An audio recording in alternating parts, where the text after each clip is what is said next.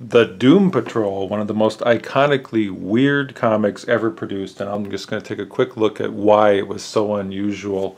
This comic came out in the 60s, and when people think about the 60s comics, the Silver Age, quite often what they think about is the Marvel explosion of superhero titles, which was masterminded by Jack Kirby, Stan Lee, and Steve Ditko primarily. That's, of course, a huge deal.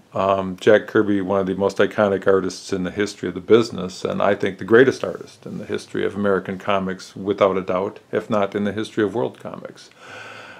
And then when they talk about DC, quite often people will talk about, you know, the relaunching of the classic Golden Age superheroes. They talk about how Batman started to become more serious when Neil Adams came on board, and you have the whole Adams style, and Superman began to grow and evolve beyond his 2- and 3-story issue period to having actually story continuity between issues, and became a more serious character. And many things were happening with the relaunch of the classic titles. The Flash under Carmen Infantino, Green Lantern, Hawkman, the relaunch of Hawkman with Gardner Fox writing it, and Joe Kubart's magnificent art. And there's a lot to talk about the relaunch of the classic DC heroes. But what often gets neglected is the new stuff that DC was coming up with, which was completely wild and unusual. And here I'm talking about a whole new universe of characters like Challengers of the Unknown, which actually started the Silver Age in *59. And then you have Doom Patrol, of course, and you have Metamorpho and Eclipso and Enemy Ace and Dead Man. So many interesting and fascinating comics that quite often don't get discussed as much. And Doom Patrol is a true cult classic. And we're just going to take a quick breeze through here and look at some of the covers as to why this is one of the just absolute strangest comics ever produced for the American comic book reader. Here, this is not a particularly strange cover, and I'm going to point with my little pointer, my little letter opener pointer here, because when I get my hand in the like this, it focuses on my hand and puts the cover out of focus. So that's why I point with this thing. Keep it low and flat and keep the cover in focus. So I point with this. Don't be frightened. It's not a knife. It's a letter opener. I point with this so that your cover can stay in focus. But here we see General Immortus, who's an ancient military man, taking on the Doom Patrol, who's one of the most unusual teams ever. Robot Man, Cliff Steele, who's a human brain inside a robot body. We have Elastigirl, Rita, and we have Larry Trainor, who is Negative Man. Larry Trainor is both this character and this character, because the all silhouette, all black image of Negative Man is a pure energy being that Larry Trainor releases from his body for 60 seconds, and it can do practically anything. It can fly, and it can move things, and it can use electrical energy, and it's very complicated powers. But the main point is it's these godlike powers of Negative Man are only allowed for 60 seconds at a time, and meanwhile Larry Trainor's body collapses, and he has to wear these radioactive bandages at all time, or he'll poison everyone around him, which is very strange. But so Larry Trainor collapses for that 60 seconds. If anything happens to his body, he's dead. Negative Man just evaporates after 60 seconds. And if Negative Man can't get to his body and get back in it, he's also dead. So that's a very odd. Right off the bat, you have the shrinking and growing girl, Elastigirl, possibly the most normal character of the three. And these three characters are led by the Chief, who is a fellow who, you can't really tell it in this shot, but over here you can see he is in a wheelchair. And there's been an ongoing, never-ending discussion among hardcore Silver Age fans as to whether Doom Patrol was a copy of X-Men, which is a group of strange heroes led by a man in a wheelchair, or X-Men was a copy from Doom Patrol, which is a group of strange heroes led by a man in a wheelchair. There was idea sharing that went back and forth between the two. It has to be admitted up front that Doom Patrol fought against the Brotherhood of Evil, and X-Men fought against the Brotherhood of Evil Mutants. Hard to believe that those names are a coincidence. But I must say that after having researched the issue somewhat, not into a great depth, I don't believe that either one of these comics is really a copy of the other, because they're such different comics. Arnold Drake wrote over 2,000. The author of Doom Patrol wrote over 2,000 comic book stories, and he certainly didn't need to copy ideas from anybody. And except for the fact that both teams are led by someone in a wheelchair, which could in itself be a coincidence, and except for the naming of the Brotherhood of Evil and the Brotherhood of Evil Mutants, there's really no evidence of any idea sharing going back and forth beyond that naming, which I think is a little playful on the part of whoever took the name from the other. I don't think there was any serious attempt to copy anything. But let's start going through the art of this. And My Greatest Adventure was what Doom Patrol was originally in. It can be misleading because Doom Patrol's last issue was 121, but Doom Patrol picks up the numbering of My Greatest Adventure, and Doom Patrol's first issue is number 80. So Doom Patrol was actually in 41 comics in their original run. Nice little run, but certainly not 121 issues. Now this has some crayon scribbling on from my daughter when she was a young toddler. So God bless these kids. We love them, and we don't even care if they scribble on our best books, because I went to go back and have her not scribble on it for the universe, as strange as that sounds, and I'm very picky about my books. But here we see Elastigirl as a giant going to use a torpedo on a giant octopus. Pretty strange. This cover is only included because it deals with the reoccurring theme of Cliff the robot man, being destroyed. Here he is being melted. As long as his brain isn't damaged, he's going to come back from it and be fine. And this is the destruction of Robot Man is a reoccurring theme. I'm going to skip ahead here. General Immortus comes back, and he coats Robot Man with lead and makes him into sort of a robot slave here. Is this really bright enough? Let's see. This is bright if this helps. Does that help? I'm going to put the lights there. I think it helps a little. Now let's see some more Doom Patrol. This is an iconic cover, one of the great covers of the Silver Age right here. Here we see the brain. The brain is a brain. He's a brain. This is the ultimate mission for which I created you. The destruction of Doom Patrol, summon the others. And here we see a gorilla. No, it's not Gorilla Grodd. Yes, master, I will obey. A gorilla with a machine gun. You can't get any more marketable than that. That screams buy this comic. And who knows? Well, how did they get the camera there? I don't know. But so you turn to the first page, and you get it.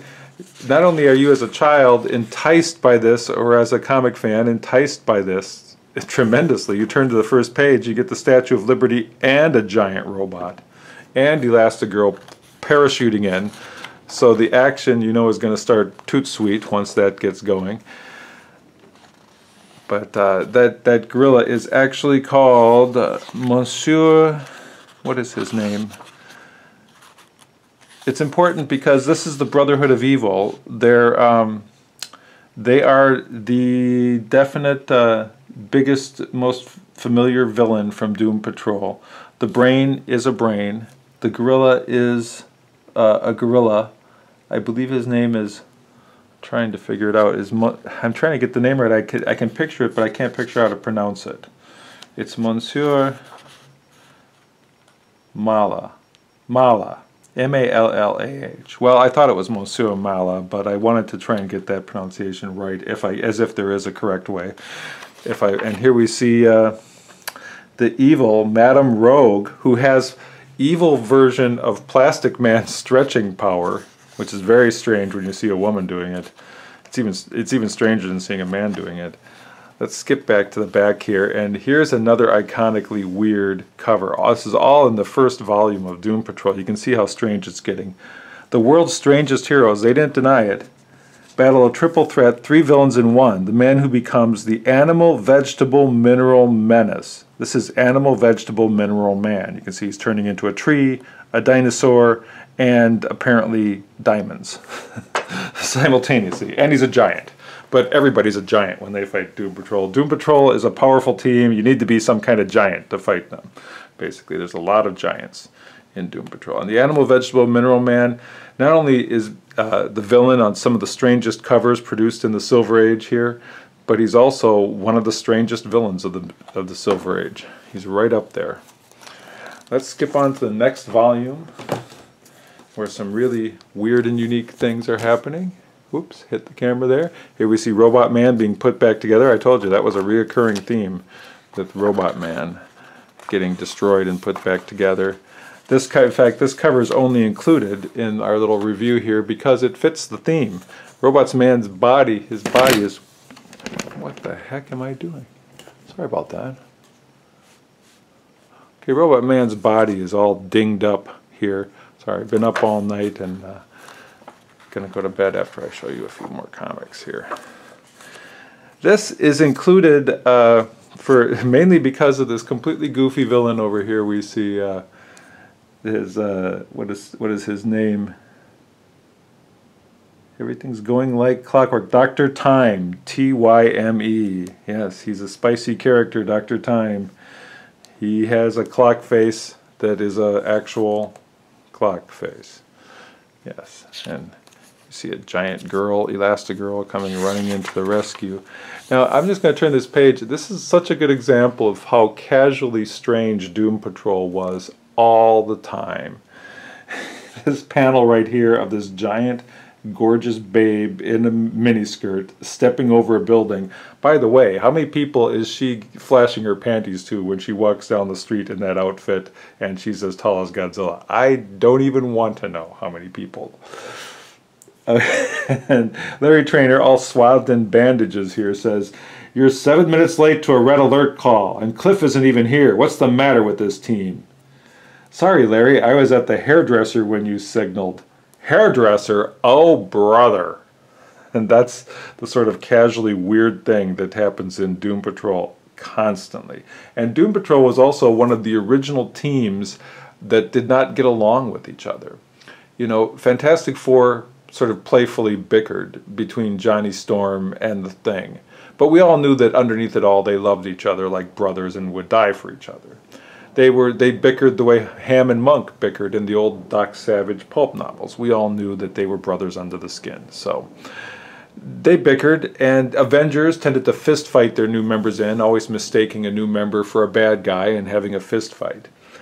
But Doom Patrol was somewhat unique in that they really didn't like each other very much. Larry Trainer and Cliff Steele, the two men, and Elastigirl is more of the friendly type who gets along more or less with everybody most of the time. She's the Ringo Starr of the group. But Larry Trainer and Cliff Steele, Negative Man and Robot Man, definitely the McCartney and Lennon of the group. They seriously had differences that they had a hard time working with each other. And that's kind of unique. And there is a lot of bickering in this comic. And it's very entertaining bickering. It's not just, this is making me sad sort of bickering. Here we see the Brotherhood of Evils come back with their robot, the same robot, and we see another very strange cover of a robot swinging a submarine at the head of a giant girl in a miniskirt. It sounds even stranger when you describe it than when you actually look at it. And here we see another iconically weird cover, the return of the Animal Vegetable Mineral Man. By the way, hands down, one of the dopiest names for a supervillain, and yet charming in its own completely strange and awfulness. The Animal Vegetable Mineral Man. It's not intimidating, but it's kind of freaky. And Cliff is not only banged up here, but he's sinking into the ooze, and we see the Vegetable Mineral Man turning into some sort of flower plant, and diamonds again, octopus giant thing. And Cliff seems to have a beard, a metal beard in this shot. I can't remember exactly what's going on in that, if that's just because he's all beat up. Okay, and here's Larry Trainer as a giant. What the heck is going on here? And we see Elastigirl has turned into a Negative Girl there, so we've had some switcheroos here. Oh, I see what's happened. And Larry Trainer does have Cliff Steele does have a beard there, because their personalities have somehow been switched. So the Robot Man now looks like the Chief. Whoo, boy. Believe me, these things, these stories are not particularly logical, but they are very satisfying and entertaining to read. And it has an internal logic to a lot of Arnold Drake's writing, that you get caught up in it and you don't question things like that because it's just good fun. Not a great cover here, but it's just completely odd. Cobra Jukebox Company has a giant jukebox whose vibrations are shattering the city. Okay, yeah. And here's just another one that's just odd. Elastigirl turned into Crystal. They always have a giant who's turning into something, it seems like. Not unusual. Okay, that's pretty strange there, and it does actually happen. It's not false advertising. It actually does happen. Now, here we see Mento. Now, I somehow managed to cross over, to skip Mento's first appearance. I didn't show you his first appearance. Mento is just one of these delightful subplot characters, because Doom Patrol always had great subplots. They really kept you going with some wonderful subplots and some great writing from Arnold Drake. Mento was a superhero. He did help the Doom Patrol in many occasions, but he was in love with Rita, Elastigirl, and he didn't like her being with the freaks of Doom Patrol, as he called them, and he was consistently telling Elastigirl to dump those bums, the Doom Patrol, and strike out on her own with him, Mento. And he was in love with her, and he didn't take kindly to these freaks always endangering her. And his point of view is actually very reasonable, but he's such an arrogant and pompous ass. He's also a multimillionaire, that he's very abrasive. And so even though he repeatedly helps the Doom Patrol, and even though there's a subplot of him being in love with Elastigirl and her reciprocating the affection, their relationship is stormy because of his animosity towards her compatriots in the Doom Patrol. And also, he's never allowed to join the group. I mean, a superhero that's consistently helping a team of superheroes might be considered a good candidate to join the group, but they never want Mento in the group. Mento is too divisive of an influence, and so Mento stays out of the group. And getting into the third issue, the third volume out of 5 here, we can see, who is this? Teen Titans fans? Beast Boy, of course. Beast Boy is yet another of these wonderful subplots that Doom Patrol specializes in, and here we see Mento is actually even included on the cover. Well, he was a regular reoccurring character. And perhaps if the strip had gone on long enough, they might have allowed him to join the group at some point. But in 41 issues, they never did. I'm going to reposition this a little. Now, this cover is, excuse me, this cover is included not because of this wonderful villain, Bugman, who's very reminiscent of Captain Marvel's old Mr. Mind villain from the Golden Age of comics, and perhaps that was even deliberate. But this cover is the first time that Beast Boy appears on a cover. He's meet Beast Boy, the wildest, weirdest teen tornado in comics history. See him try to blast his way onto the team. Well, he does try and blast his way onto the team, and the team doesn't particularly want him either. But Beast Boy, there's mechanical bugs, there's all kinds of absolutely, utterly strange stuff going on in this issue. Let's go to the next issue, though. Once again, here we see a dinosaur motif. We saw that with the Animal Vegetable Mineral Man, so we decided, I guess, to pull out a full-tilt dinosaur in this issue. And I just want to flip the page here. It says that it makes a point of telling you that Beast Boy is still in the issue, even though he's not in the team. Now check this out. The Fantastic Origin of Beast Boy is the name of this issue. And Beast Boy, in this course of 2 pages, he refers to Larry Trainor as Gauzeface. They're always being mean to each other. He's here to make a monkey out of him, transforms into a monkey, because you're strictly for the birds. And he transforms into, I believe, a polar bear. He says he's the coolest thing in town when he's a polar bear. Cliff Steele gets mad at him. He's going to punch him out. Tries to grab him. Turns into a frog. Turns into a tiger. Tries to lasso him with a rope. He turns into a moth. A fish, apparently a catfish. A jackrabbit. And finally he gives Cliff a good old double-barreled kick from a donkey. And this is this is the pace of Doom Patrol. Doom Patrol throws wild things in your face, and Arnold Drake and the artist Bruno Priami, I think. I want to check his name because I hate pronouncing things wrong, and I don't know Italian, so it might be pointless to check it anyways. But Bruno Premiani, I think is how you pronounce it. Premiani. They love throwing things like this at you. Beast Boy, great subplot, doesn't actually become a member of the team, but he's around for a lot of issues, and he helps out a lot. Let's go to this iconically strange cover. Speaking of iconically strange cover, here's another robot, and it's another giant. But how many robots have, you know, SS Silver Skulls holding their cape? They're also detaching their head at the same time that they're pointing an apparent magic wand or scientific magic wand with the enormous diamond or crystal on the end at you. And here we see on the splash page, once again, poor Cliff, his body is being destroyed again. It's being melted by that beam.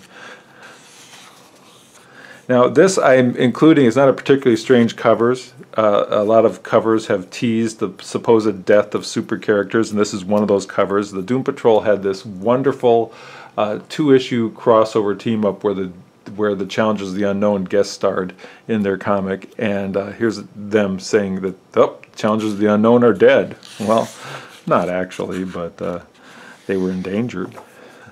But I had to show you that. I didn't show you that because it was particularly unusual, but I had to show you that in order to show you this. First of all, the villain is multi-man in a new form, using the chals for fish food. The chals is pop 60s slang for super characters to refer to the Challengers of the Unknown. One bad thing about Challengers of the Unknown is it just doesn't shorten well into anything shorter than that.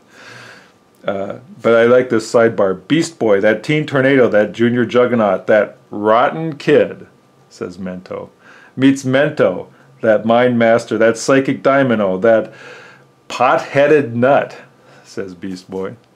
But this is especially weird right here. I mean, Mento has changed himself into a whale, and this is a whale's mouth.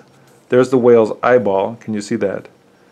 And there's a second face. There's Mento's face. Can you see that face? Right on the whale's nose is another more human, kind of human-esque, but kind of alien face. What can you say about that? Except that it's wonderful. And I wish this comic had gone on forever with the same writer and artist. Meteor Man, another gigantic menace who is loaded with power. The Doom Patrol quite often fights characters who are much more powerful than they are. Where's that next bookmark and why won't it come up? Ah, here it is. Here it is. I can't skip this.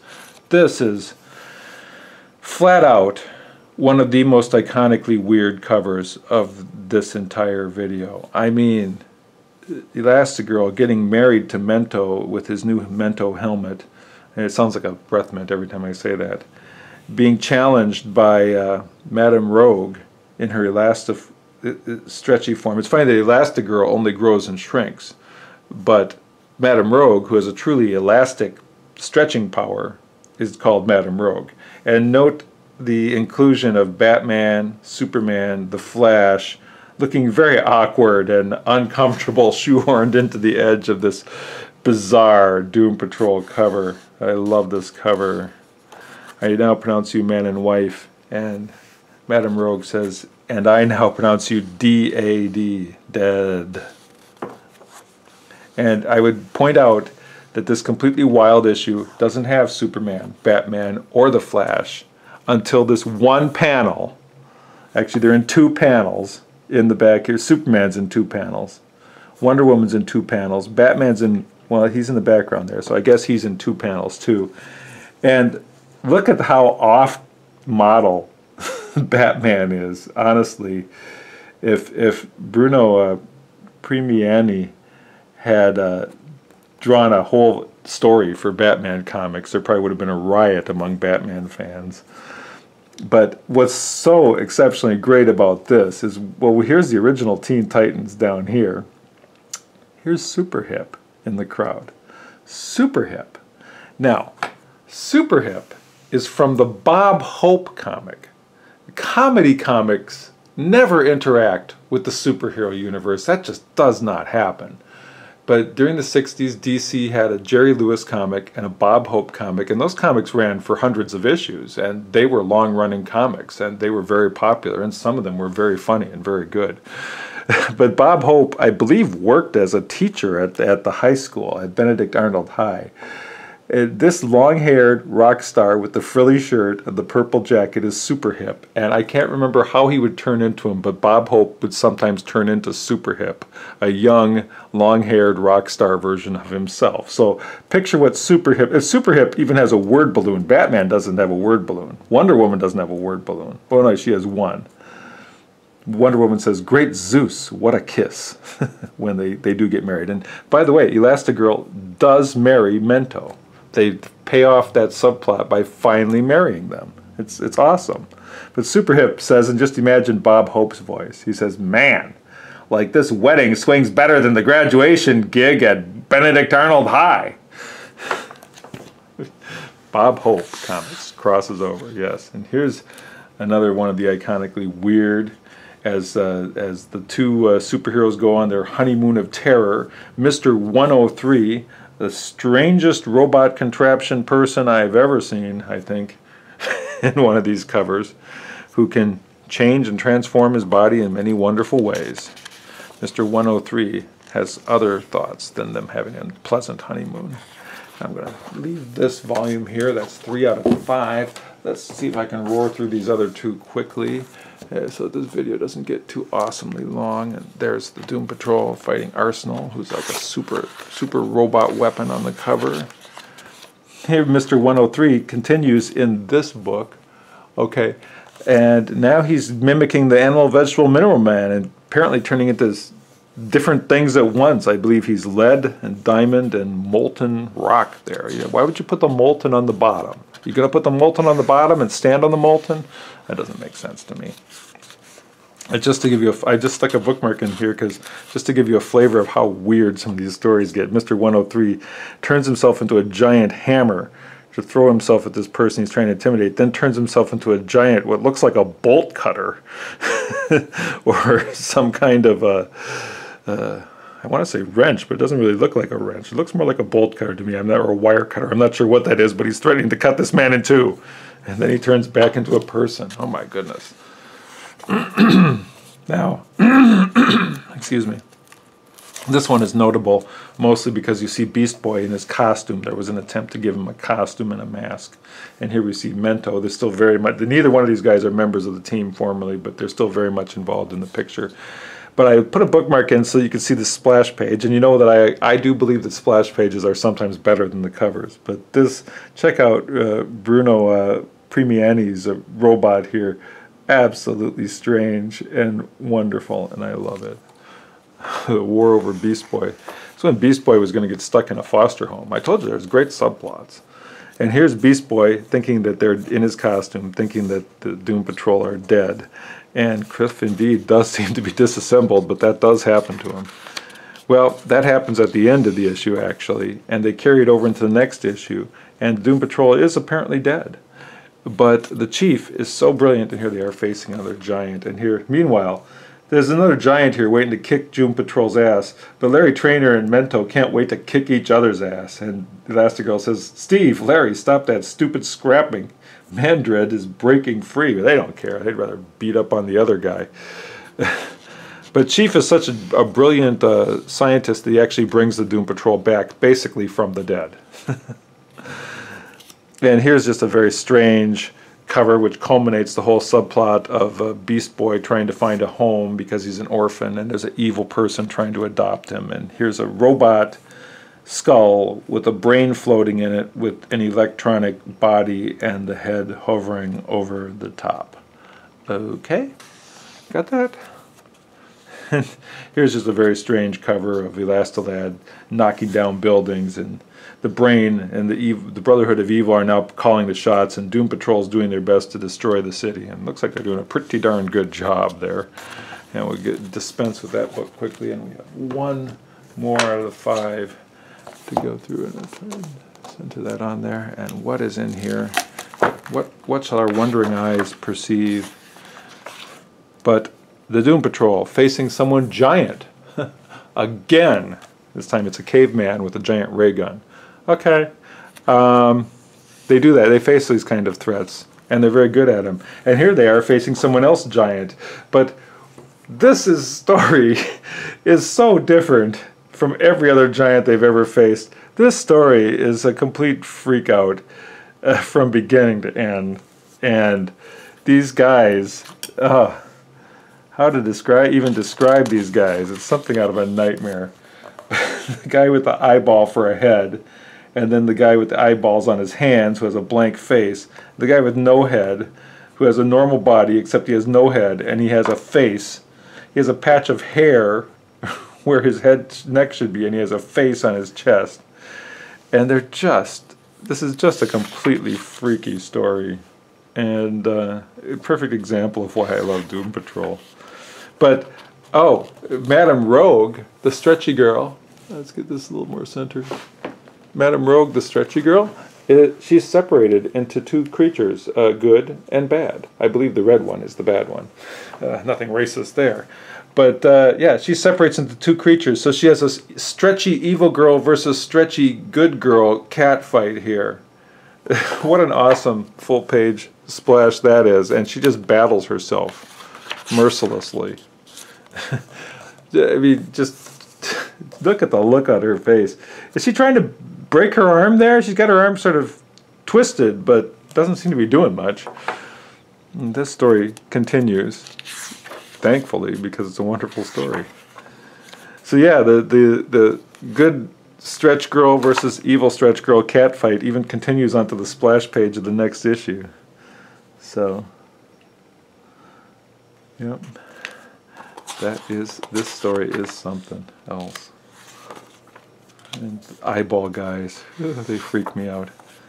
Now, this is just a great cover. There's nothing particularly weird about it, I guess, but you wanted to run the whole show, Chief? Okay, the DP is finished, and you're on your own. The Doom Patrol's leaving him, and just look at the spotting of the blacks here, and the claws from the Black Vulture coming in to snatch the Chief out of his wheelchair. Actually, after this wonderful cover, this splash page picture of the Black Vulture is a little disappointing. Still a great story. But and this cover is actually just excellent. I mean, the color kind of mutes it on the claws, and you can't really pick up a lot of the detail, but just the spotting of the blacks and the positioning of the composition of the cover, the composing of the elements within the frame are just wonderful there. Another very strange cover. You can control the Doom Patrol, Chief, but I control you. Videx, a big old guy whose organs show. Well, that's strange. Okay, what else we got here? Getting right to the end of the run here. This is the second to the last issue. Help me, Chief. Somebody, anybody help. And he is beaten up, broken up. He's been melted. He's been sank into quicksand. He's been turned into the Chief. Poor Larry. And this is not some fake cover. I mean, this happens. He comes apart in the book.